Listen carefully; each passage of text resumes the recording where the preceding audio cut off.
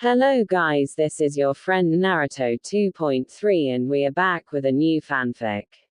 Which is What If Naruto Got Harem with Pakura May and Kyuubi Part 1. And if you enjoy this fanfic then please press the like button and subscribe to my channel for more fanfic like this. And now let's start the fanfic. Was a seemingly regular night in Konohagakure, ninjas patrolling, people drinking in bars and people having fun. In the forest, a 6-year-old boy can be seen running from a crowd. In the crowd were shinobi and civilians alike. God damn it, not again, thought our blonde protagonist as he ran from a crowd. Why can't you guys see that I'm not kyuubi? Yelled Naruto as he panted slightly, in hopes to ease the crowd. Quiet, one shinobi spoke, gritting his teeth. Why can't you see all the people you've killed 6 years ago in that attack? Naruto may hear a lot of things but stupid was not one of them. He wasn't an idiot, even a blind person can see it. People calling him a demon, the glares, the segregation, the time he spent reading the books he stole from the library on his idol Yondaime Hokage and all the other books. He simply put 2 and 2 together and got his answer. He had the Jinchuriki of the Kyuubi no Kitsune. He didn't know what this entailed or if he could even communicate with it. Why him though? Why would his idol seal the Kyuubi inside him? He must have had a reason. The Yondaime wasn't the kind of man that would ask another family to sacrifice their child. So he came to a conclusion that he was the Yondaime's child, that he sealed the Kyuubi inside his own child. Crazy, right?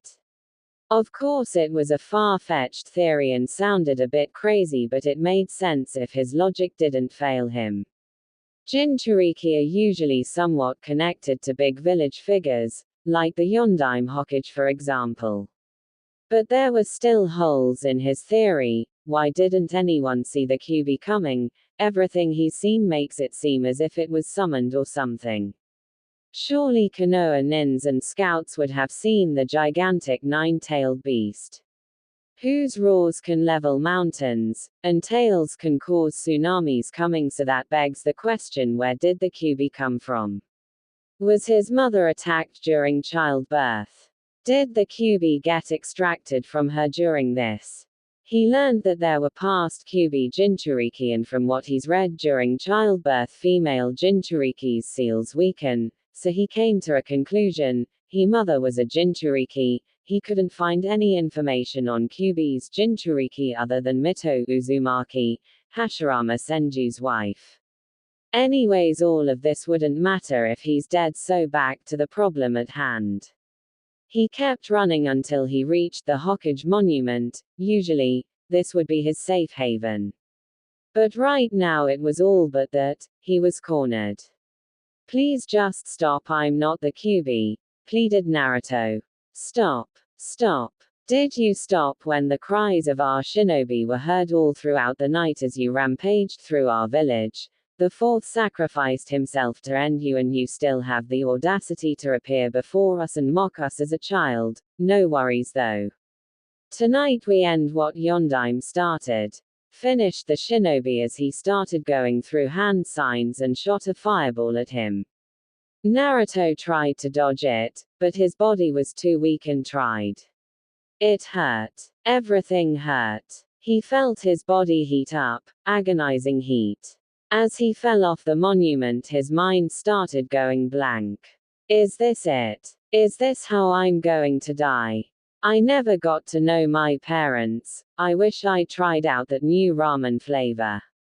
I'm sorry Nei-chan, and old man Tuki, I guess this is it, were his last thoughts as the floor below got closer until eventually all I saw was white. The white started to recede and was replaced with a yellow hue. He found myself in a hallway with tubes running down to a door. Is this heaven? Are those the infamous heaven's gates? Thought the young boy as he walked towards the door. When he walked in, he was met with a giant gate with a kanji for seal on it. He heard weeping, the sounds of a woman crying. Eerie, he thought as he neared the gate. As he neared, he noticed the form of a red-haired female. She had crimson eyes and a burgundy kimono. 9 reddish-orange tails were spread throughout the floor. Wait, what? Tails. Anyways, in all she was beautiful, ever prettier than that one girl he saved with those weird purple eyes. Hi, are you the angel that's here to pick me up? I thought heaven would be more white, he said. Her eyes snapped open as tears ran down her face.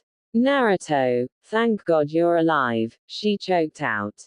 Wait, what? Alive? What do you mean? I thought I died, he said. No, silly, you're not dead. I brute forced my way through this seal and I used my chakra to try and heal you, to try and save you. But if I'm not dead, then where am I? Last I remember, I was falling to my certain death. You're in your mindscape. Mindscape. What's a mindscape? Are you the kyuubi no kitsune?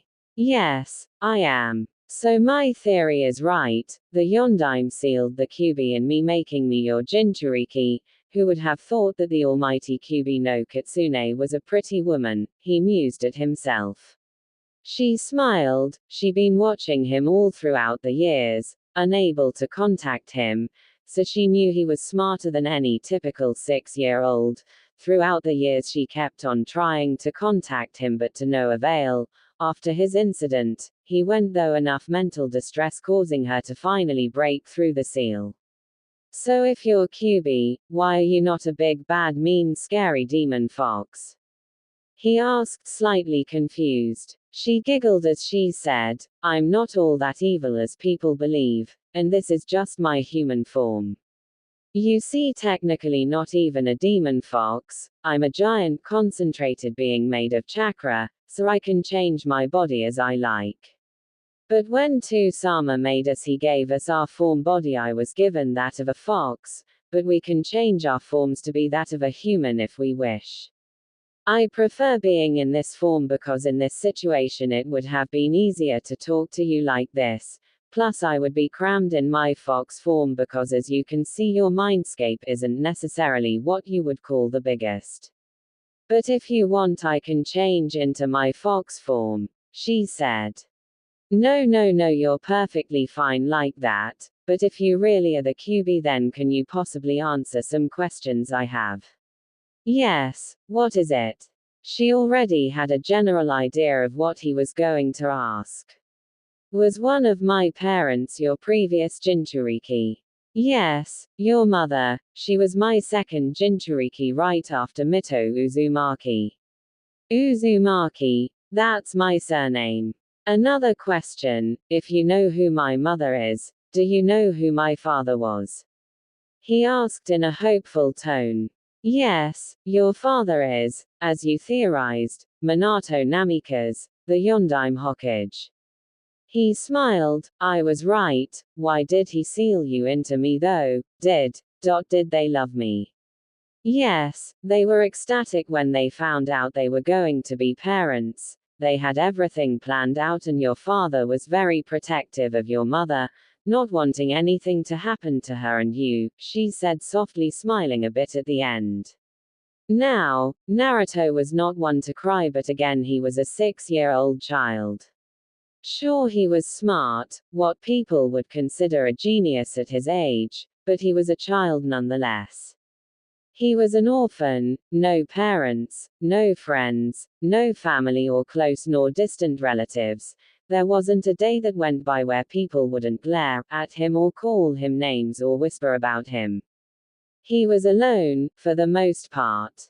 The only people he had to call family were Gigi and the Ichiraku family, but to hear that his blood parents loved him proved to be too much, and tears began to spill out of happiness. As he wiped his tears, he said, if you say you're not evil, then why did you attack Konoha? At this, she scowled as if she remembered an unpleasant memory. Everything was going well during your birth until he showed up. He. Who? Yeah, the masked man. Masked man. Yes, during the night of your birth a masked man attacked and extracted me out of your mother. after that he used those blasted eyes of the Uchiha and controlled me into attacking the village. Everything went blank after that, her face turned into a frown. After your father removed me from the masked man's control, I was confused and didn't know what was going on. My mind wasn't in the right place. When I saw the sealing ritual on instinct, I attacked you, not wanting to he sealed again. Her voice slightly faltered and she took a deep breath. When I did, your parents jumped in front of my attack to stop me. She paused and balled up her fists. I was the one who killed your parents, she finished as tears began to roll down. He looked at her, betrayal evident on his face. Tears ran down his face. He was looking at his parents' killer. He closed his eyes and took a deep breath. He was unable to finish. He wanted to hate her, he really did, but he just couldn't. This wasn't her fault. None of this was. He can't blame her. It would be hypocritical of him to fault her. Just like he doesn't want people to ostracize him for being kyuubi's holder, he couldn't hate her for being controlled. It was all that Uchiha's fault. His life being miserable was all his fault. Kyuubi-chan ransacking Konoha was all his fault. His parents' death, his fault. He hesitated, but he then walked into the cage and hugged a crying Kyuubi. They both needed this. Naruto had never felt anyone's hug. It was comforting. He felt her hug back. He felt himself break down. It was too many emotions for him to handle. He didn't know how to respond to them. The fact that there was someone who would even replicate a hug, it made him feel warm inside. I wonder if this is how it feels to have people that care about you. None of this is your fault, it's all the masked man's fault, he said to her, breaking the silence. She looked at him with wide eyes. Then he smiled. Don't worry, Kyuubi-sama, I promise I'll find this masked man, and make him pay, not just for killing my parents, but for controlling you against your will. I promise. I'm sure you will, Naruto-kun, she replied, smiling. They separated and she started speaking. Now to my next point. You being my Jinchuriki gives your massive reserves, advanced healing, and what is not known to much is, I also have the ability to awaken the Rinja Sharingan, considering you are of the Uzumaki clan and a direct descendant to Tsu-sama. Your father was a Namikaze who branched off from the Uchihas but were ostracized by them due to not being able to awaken the Sharingan and eventually went nearly extinct. Most didn't awaken their Sharingan, but you still have Uchiha blood in you, enough for me to work with. Even though it's a small portion of your blood, you still have part Uchiha, Senju, and Uzumaki blood in you. The Senju blood came from Hashirama Senju and Mito Uzumaki, who are your great-grandparents. You have blood from both of Tsu-sama's children, making you eligible for the Rinja Sharingan. Wait, the Rikudo Sennin was your father. He remembers reading about him in a book. Yes, I was originally part of a mindless beast of destruction and chaos, the kyuubi. But Tsu-sama defeated it, then became its first Jinchuriki. Towards his death he knew the kyuubi will eventually reform and rampage again, so he split it into 9-tailed beasts, in order to bring peace and keep a power balance, she finished. His eyes widened in realization. So essentially, while everyone saw you tailed beasts, as mindless demons of chaos, you're all in reality heroes in a sense. Without you guys, this world as we know it would not exist and the kyuubi would run rampant. She smiled slightly at how smart this child was. It was shocking that a 6-year-old would be this smart and knowledgeable. Tsu-sama, this is the boy. I'm sure this is the boy that will bring upon peace to this world. Yes, while I wouldn't call myself a hero, it's not too far off. Now about the Rinja Sharingan, tell me, Naruto-kun, what do you know of the Sharingan? From what I've read, the Sharingan is the powerful dojutsu Kekkei Genkai of the Uchiha clan. It can predict movement and copy techniques. Very well, now what do you know of the Rinnegan? Not much is known of it other than the Rikado Sennin was the original wielder, and it is said that it's the strongest out of the 3 dojutsu. Very good. Now the Rinryu Sharingan is a combination of the two, with the added abilities of the Eternal Mangekyo Sharingan, which is the next stage of the Mangekyo Sharingan. The abilities of the Mangekyo are powerful, but it comes with a severe drawback: it slowly leads to loss of sight. This issue is solved with the Eternal Mangekyo Sharingan. It stops your blindness. The Mangekyo Sharingan's abilities consist of the Susanoo, Tsukuyomi, Amaterasu, Kamui, Kotoamatsukami, and Izanagi. With the Susanoo you can create a humanoid avatar that works as a shield and is made out of your chakra and fights for you on your command. With the Tsukuyomi you can cast a powerful genjutsu, said to be the strongest and can only be dispelled by the Rinnegan. With Amaterasu you can create the strongest flames that burn through everything as long as you can focus on your target. With Kamui you can travel to the Kamui pocket dimension. You can move objects in and out of it at will, and it's said to be superior to the Yondaim's Harashin since you don't need seals.